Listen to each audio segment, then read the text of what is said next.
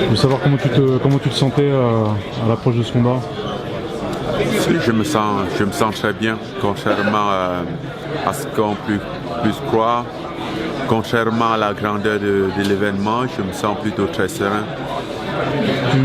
Tu penses que tu es moins stressé que tu as pu l'être précédemment, même par rapport à cet enjeu, par rapport à tes précédents combats à l'UFC? Oui, très certainement. Je suis beaucoup moins stressé et du coup, d'ailleurs, je ne sens aucune pression. Peut-être parce que j'ai véhiculé cette pression durant le combat précédent. Vu que même durant la préparation de ce combat, j'étais déjà avisé de l'éventuel combat très proche après Alistair Overeem. Alors du coup, je n'ai pas pu m'en empêcher de penser aux deux combattants en même temps et je me suis entraîné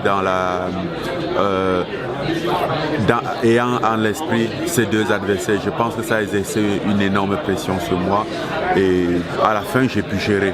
Et je pense que c'est pour cette raison que j'ai pas de stress, que j'ai pas de pression actuellement parce que j'ai déjà géré cette pression précédemment.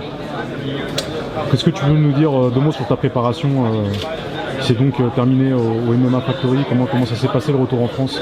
Oui, ma préparation a été brève puisque, comme je l'ai dit, je m'étais préparé déjà sur l'autre combat. Alors, puisque ce combat il était très proche et que ma condition physique elle était déjà bonne,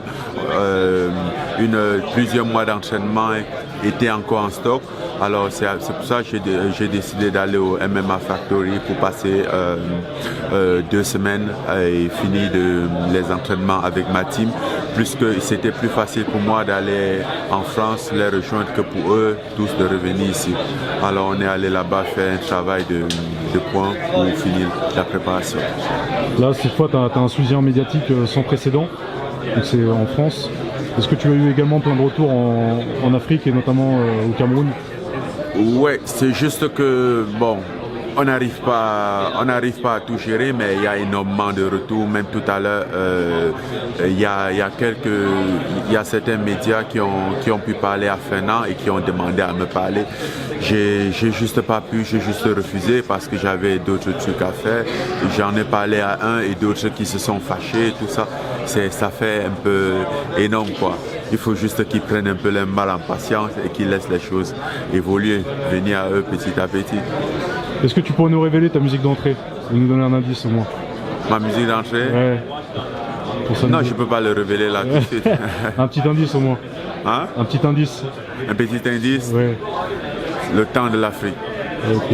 Est-ce que tu as un dernier mot pour les fans français et africains?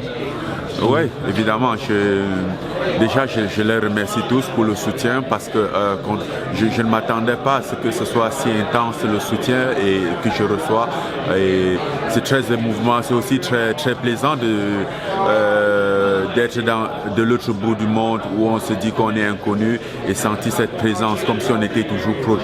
Je suis ici, je combattrai certainement ici, loin de ma famille, loin des proches, des amis, mais je me sens encore, je les sens encore plus proches vis-à-vis de leur réaction et ça fait chaud au cœur.